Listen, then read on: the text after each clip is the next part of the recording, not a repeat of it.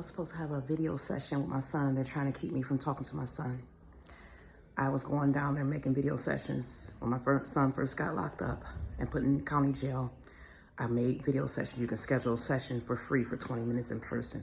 And I made multiple sessions. I would go see him about 3 times a week and there was never an issue. And then recently, I have been sending him text messages and emails and stuff, giving him prayers and trying to give him hope and praying over him. So they don't want me to see my son. And so after I had a visit, I tried to schedule another one and kept saying technical difficulties won't let me go through. And so I scheduled remote ones too, because remote ones cost money. For 25 minutes, you pay $4.25. So I scheduled remote visits. He would get on the phone. There would be no issue. He'd be like 5 minutes late, but he'd be on the phone. So the last remote session I scheduled for him, I spent $4.25. He didn't get on there at all. So I waited for him, and it's only lasted 25 minutes. So I called him, he finally was able to get in touch with me over the phone. We missed our video session, remote session. He says, oh, they had MedPass, meaning they were passing out medication to all the other inmates. He wasn't getting any medication, but they still wouldn't let him get on the phone. So I'm like, well, why would they allow me to schedule a session if he's having MedPass during that time? Because it's not fair to me that I have to pay money and you don't let my son talk to me. And so I said, okay, I'm going to just go down in person and see him. And so I kept trying to schedule, kept saying technical difficulties. I'm like, well, what's going on? So I said, I'm going to go down there in person. And I went down there in person. Security guard standing right in the door, wouldn't let me get in the way, standing there with like a little smirk or whatever. And I'm like, well, he's on, what can I help you, Ms. Rawls? What's your question? Because he knew me right away because I had been coming down there so frequently to see my son. And I says, well, I'm trying to schedule a visit with my son because my last remote visit, I spent $4.25. They didn't allow him to get on the phone. They just we missed our entire visit. And I said, I want to schedule one in person because it's giving me technical difficulties. He said, so, well, I showed him how it worked and everything. He says, well, you can only go once a week. You can only come down here in person once a week. I says, when did that happen? Because since my son had been there 2 weeks, I saw him multiple times in 1 week and no one ever said once a week. So now all of a sudden it's once a week. And so, okay, I'm like, well, I can see him once a week, fine.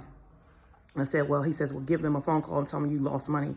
And even though it says it's not refundable. So I went back home and I scheduled another visit because I was skeptical of doing that, but I want to see my son. I should be able to talk to him. And we encourage him while he's there. He wants to see and visit with his family.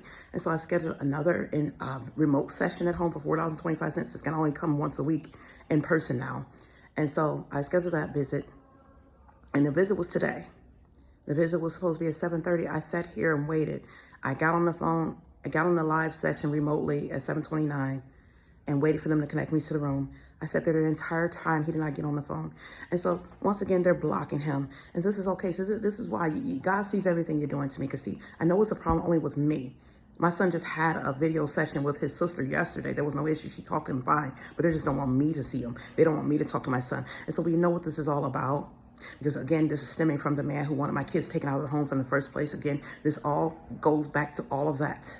You don't want my kids. You're thinking you're going to keep my kids away from me, put my kids away. This is all him calling the shots and everybody else who's working with them. And this is why God is not giving mercy. He's looking at how you bullied me, how you continue to mistreat me, how you continue to mistreat my children. And you know that he anointed me as a servant. And you're sitting here doing evil to me, thinking you're going to have your way with me. You already destroyed everything about me, taking everything from me, giving it to all your people, binding all these people to me, stealing my stuff for years, keeping me without work. And this man has put out assignments to keep me from working, to keep me from having jobs, to have people harass me, to have them kick me out of my home, have me just lose everything.